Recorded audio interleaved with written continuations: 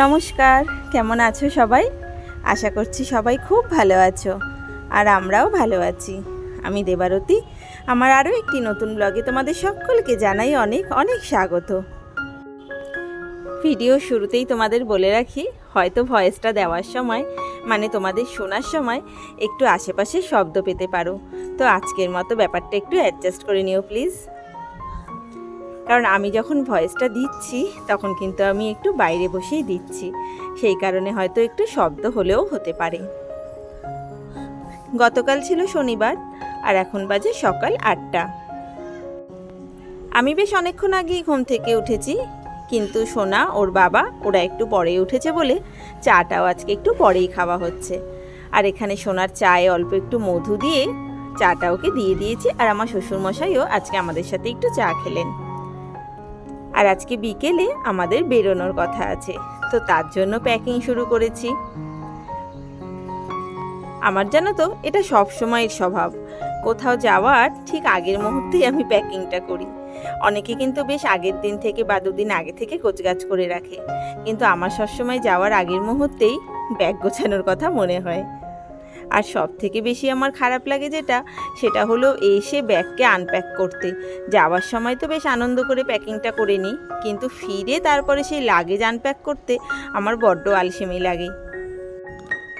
যাই হোক, এই লাগেজটা গোছাতে হবে বলে সকালবেলা উঠে আজকে বাকি অন্যান্য সব কাজকর্মগুলো তাড়াতাড়ি করে সেরে নিয়েছি। আর ওই পিঠের ব্যাগটার মধ্যে ছেলের সব জামাকাপড়গুলো ভরলাম, আর এটার মধ্যে আমার। শীতের দিন বলে জামা কাপড়টা একটু বেশি হয়, সোয়েটার মাফলার টুপি এসব তো থাকে, ফলে লাগেজটা একটু বেশিই হয়ে যায়। বিকেলবেলা প্রথমে যাব একটু রূপাদের বাড়ি, ওর বাড়িতে দুদিন থেকে তারপর যাব আমার বাড়িতে। বেশ অনেক দিন জানো তো কোথাও যাওয়া হয় না, তো সোনার এখন স্কুলটা ছুটি পড়েছে, এই সময়টা একটু বেশ কটা দিন কাটিয়ে আসবো। আর ওরও একটু বেশ অনেক দিন মামাই বাড়ি যাওয়া হয় না, মনির বাড়ি যাওয়া হয় না, তো ওকেও একটু ঘুরিয়ে নিয়ে আসবো, সাথে আমারও একটু। আর এই তো জামা কাপড়গুলো ভরে নিয়ে তারপর ক্রিমগুলোকে নিয়ে নিলাম। শীতের দিন ক্রিম ছাড়া তো একেবারেই চলবে না, তাই না? আর এদিকে দেখো আমার স্নানটা হয়ে গেছিলো, তবে আমি সমস্যা আছে বলে পুজোটা দিতে পারবো না, সেই কারণে সোনা পুজো দিতে বসেছে। এই কটা দিন যে কদিন আমি ঠাকুর পুজো দিতে পারি না, সেই কদিন কিন্তু আমার ছেলে পুজোটা দিয়ে দেয়। আরও খুব ভালোবাসে জানো তো এই কাজটা করতে, খুব আনন্দ করে নিষ্পাপ মন তো ছোটদের নিজের মতন করে ঠিক বাবাকে পুজোটা দিয়ে দেয়। তোমরা যারা আজকে আমার ভিডিও প্রথম দেখছো, তোমাদেরকে বলবো যদি ভিডিওটা ভালো লেগে থাকে তাহলে চ্যানেলটা প্লিজ সাবস্ক্রাইব করে দিও। আর যারা অলরেডি এই কাজটা করে রেখেছো তোমাদেরকে তো অসংখ্য ধন্যবাদ। অনেক মাস পর বাড়ি যাচ্ছি জানো তো, ছেলের স্কুল পড়াশোনা ওর বাবার অফিস এই সমস্ত নিয়ে এখন আর বাড়িতে খুব কমই যাওয়া হয়। তো সোনার দিকে পুজোটা দেওয়া হয়ে গেছে, এবার খাওয়া দাওয়া করে অবশেষে আমরা বেরিয়ে পড়লাম। আর এই তো চলে এলাম ব্যান্ডেল স্টেশনে। মাঝখানে আর ভিডিওটা করা হয়নি, একেবারে স্টেশনে চলে এসেছি। আর এই যে রিতম আর মানে সোনার বন্ধু আর সোমা, ওরাও যাচ্ছে আমাদের সাথে রূপাদের বাড়িতে।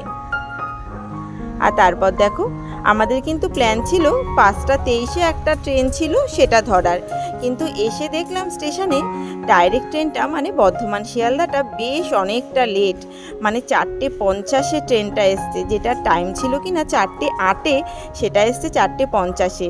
তো লেট হওয়ার কারণে আমরা ট্রেনটা পেয়ে গেছিলাম। আর তারপরেই তো নৈহাটিও ছাড়িয়ে গেছে, আর ট্রেনে উঠে কিছু টুকটাক খাওয়া হবে না সেটা কি হয়, তো এখানে একটু ছোলা সেদ্ধ নিয়ে আমরা খাচ্ছিলাম, আর বাচ্চাগুলো খাচ্ছিল পাঁপড় ভাজা। ট্রেনটাতে বেশ ভালোই ভিড় ছিল জানো তো, প্রায় পুরোটা রাস্তায় দাঁড়িয়ে দাঁড়িয়ে থেকে অবশেষে এই যে দমদম স্টেশনে এসে নামলাম। আর এখানে দাঁড়িয়ে একটু চা খেয়ে নেওয়া, তারপরে আবার ক্যান্টনমেন্টে যেতে হবে, একটাই যদিও স্টেশন, ট্রেনটা আসলেই উঠে তারপর ক্যান্টনমেন্ট।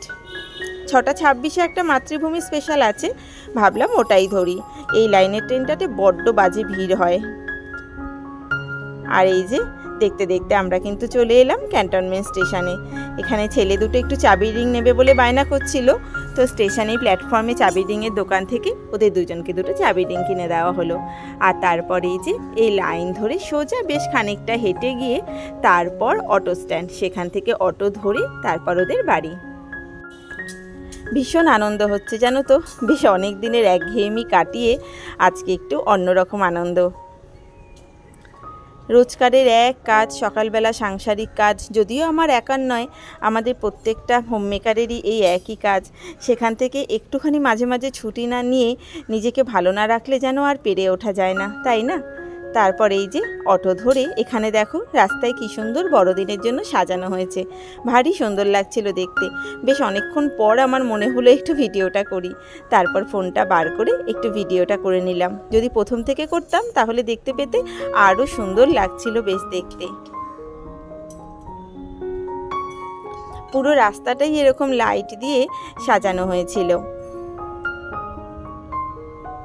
এই লাইটগুলো দেখতে দেখতেই কিন্তু টুক করে চলে এসেছিলাম ওদের বাড়িতে। আর ছেলেগুলোও কিন্তু এরকম রাস্তাতে লাইট দেখে বেশ আনন্দ পাচ্ছিল। আর তারপরেই যে এসে ফ্রেশ হয়ে বসলাম। রূপাও অফিস থেকে একটু পরে আসলো, ওর আসার জন্যই আমরা ওয়েট করছিলাম। তারপর আসার পরই দিয়ে দিল আমাদেরকে গরম গরম কফি। আমি যেহেতু ব্ল্যাক কফিটা খেতে বেশি পছন্দ করি, তো আমার জন্য ব্ল্যাক কফি, আর ওরা নিয়ে নিল নর্মাল কফি। তো কফি খেতে খেতে আমাদের জমে গেল দারুণ গল্পতে আর আড্ডাতে। সাথে শ্রীকণা নিয়ে এসেছিল চিকেন তন্দুরি। তো ওদিকে বাচ্চাগুলো টিভি চালিয়ে ওদের মতো চিকেন তন্দুরি নিয়ে মজা করছিল, আর তারপরে আমরাও কফির সাথে চিকেন তন্দুরি নিয়ে বসলাম। রাত্রির প্রায় 1:30-2টো অবধি কিন্তু আমাদের গল্প মজা এইসব চলেছিল। আজকের মতো তাহলে এর সাথে বিদায় নিচ্ছি। সবাই ভালো থেকো, আবারও দেখা হবে।